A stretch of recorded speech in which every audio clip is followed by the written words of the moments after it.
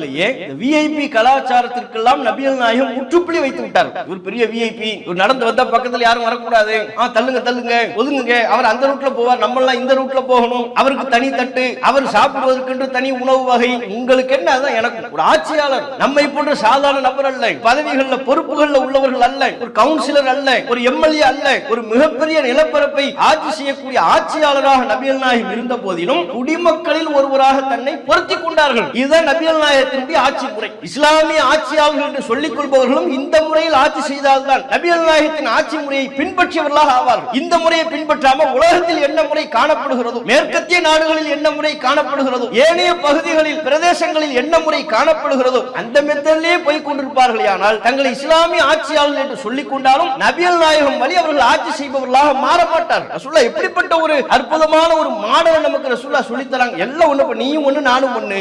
எந்த ஈகோவும் நபிகள் நாயகம் ஸல்லல்லாஹு அலைஹி வஸல்லம் அவர்கள் கிடையாது. அதெல்லாம் ஆட்சியாளர்கள் ஈகோ பார்ப்பாங்கல்ல, குடிமக்கள்ல ஒரு ஆளை நான் போய் உட்கார்றதா, அவனுக்கு பக்கத்துல 2 பேருக்கு பக்கத்துல நான் உட்கார்றதா, அவங்க 2 பேர் மேல இருக்க நான் வாகனத்தை கீழே இழுத்துட்டு போகணும். அந்த ஈகோவே ரசூலுல்லாஹ்வுக்கு பொதுவாவே கிடையாது. ஆட்சியாளர்ங்கிற முறையில மட்டும் இல்லை, அல்லாஹ்வின் தூதருடைய உள்ளத்துல துளி அளவு கூட ஈகோ இருந்ததே கிடையாது.